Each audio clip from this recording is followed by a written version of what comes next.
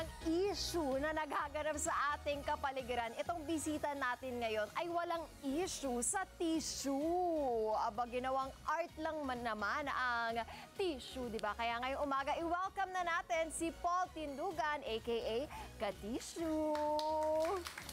Hello, Paul. Good morning. Bati ka muna sa mga kada natin. Magandang umaga po.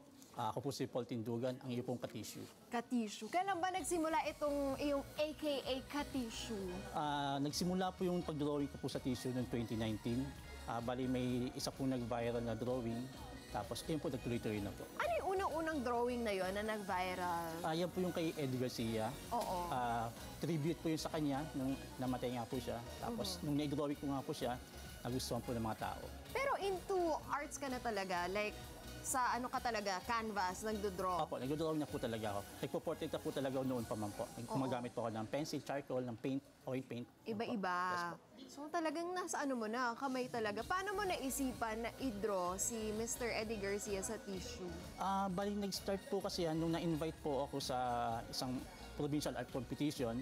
Then yung pag-uwi ko, yung tissue na nasa bag ko, wala akong papel, yun ang ginamit kong drawing. Tapos nasa trabaho ako noon, dinrawing ko lang siya maghapon. Nung pinost ko siya, ayun na. Anong gamit mo nun? Ball pen tsaka tissue. Di ba ang hirap? Kasi sobrang nipis ng tissue, ha? Opo, sobrang nipis. Paano yun? Kailangan na nung magaan yung kamay talaga sa pagdodrawing sa tissue.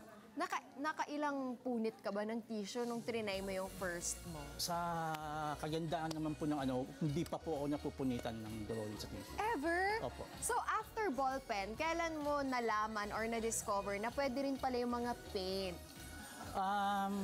Nung after a year lang po, yung ginawa ko na po si Queen Elizabeth, meron po akong nabiling marker, nilagyan ko yung background niya. Sabi ko, pwede pala, hindi pala siya napupunit. Talaga ba? Kasi pag, di ba minsan kapag pentel pen nga lang, di ba napupunit na yung tissue? Pag nabasang-basa yan, so sabi ko, kailangan na siguro patuloy lang siya.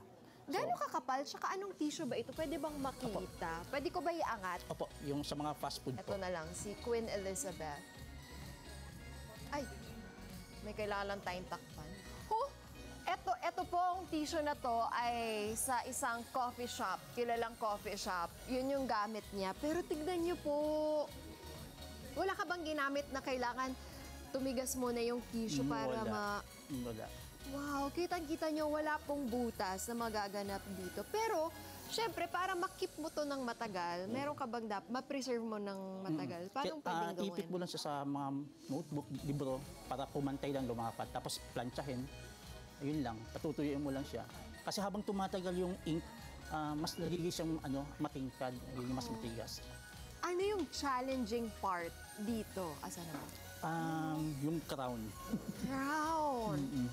Ang detalye. Opo, kasi Ay, wait maraming- lang. maraming Takpan ko lang, direct yan. Maraming kulay kasi nilagay dyan sa crown niya bago naging ganyan. Grabe yung detalye. Hindi ba mahirap yan? Like yung shadow na ganun. Opo, bali, ano po yan, dalawang kulay po. Orange and yellow. Then may konting brown din. Pinagkakakitaan mo na ba to? Nung una, hindi. Tapos nung may nakakita sa akin, may bumili, yung Oo. Apo Wangod. Oo. So, yung Apo Wangod din yung pangalawang nag-viral sa akin. Ay, natatakot ako baka masira ko siya. Yun yung nakakatakot dito. So, binili yun. Opo, binili po yun. Nabili po yung Apo Wangod. Tapos, may mga nagpa-commission na rin sa akin. So, ayun, nagtuloy-tuloy na. Ganito kaliit. Opo. Depende po kung anong tissue gusto nila. Halimbawa, Magkano? na-presyon po nila ako ng 5,000 yun. So, yun yung po yung ginawa kong presyo. Naka-frame na po yun. Oh, wow! Ganito kaliit na tissue, pwede mong pagkakitaan gamit ang iyong talento. Opo. Gaano katagal gawin ang tissue art? Depende po sa detalye. Pero ang pinakamatagal po, 3 days, 2 to 3 days. Pero 2 to 3 days. pag kinakaya ko naman ng 1 day, 8 hours lang. So, siya. meron na mga nagpapa-personalize sa'yo. Meron na po. Tapos, anong tissue ba yung dapat gamitin? Yung mga gustong mag-try na mga kada natin. Di ba meron yung mga iba't ibang klase ng tissue? Karaniwan po sa mga nagamit ko po talaga yun sa mga fast food, sa mga resto. Lahat po ng klase ng tissue doon sa mga fast food sa resto, nagamit ko na po.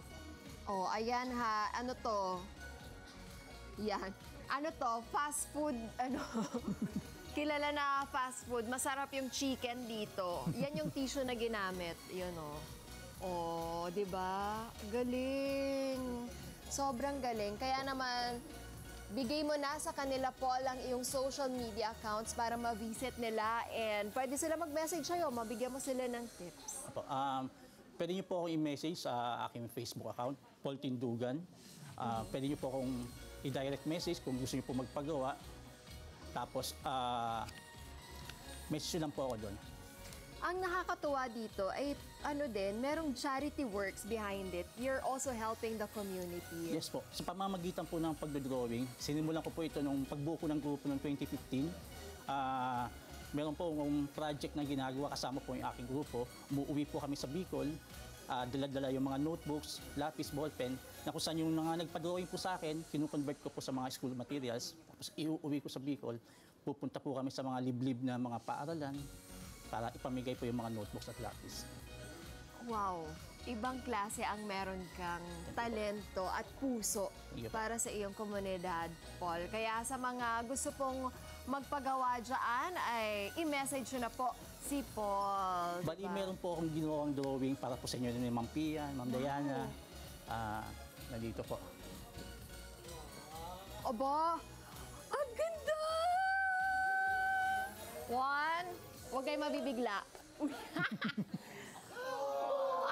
Nabigla kayo? Galing, no? Bali, mabilisan lang po yung pasensya na po. Opo. Sabi pa ni Paul, mabilisan na daw ito. Parang Opo. wow! Parang ano ko lang ginawa po yan parang 5 hours. May bago ako isasabit sa wall. Ang galing! Kaya mga kakada, ang sarap tumulong sa mga taong pinapakita yung kanilang talento at puso sa kanilang talento. Lalong-lalo na si Paul na, oo, pinagkakakitaan niya yung kanyang art, pero at the same time, binabalik niya yun sa kanyang community. Kaya ang sarap din, di ba, tumulong sa mga ganyan. Apo. Meron ka bang advice sa mga kakada natin na gusto ding sundan yung yapak mo? Yung passion po ninyo, tuloy nyo lang po. Kung hilig nyo po talaga mag-drawing, tuloy nyo po yan. Kung sa tingin nyo mahirap gawin ang pag-drawing sa simula, okay lang po yan. Ituloy nyo lang po yan. Kung ano po yung hilig nyo, ilabas nyo po yan. Then gamitin nyo po yung talento nyo para makatulong din po sa iba. Oh, thank you so much. Thank you. Sana mas marami ka pang ma-draw, 'di ba, gamit ang tissue. Kasi kala natin yung tissue patapon na eh, Apo. pero may silbi pa rin pala. Tapos nagbibigay pa yun ng silbi sa ibang tao. Actually, nakapagbigay din po ng saya sa ibang mga service crew.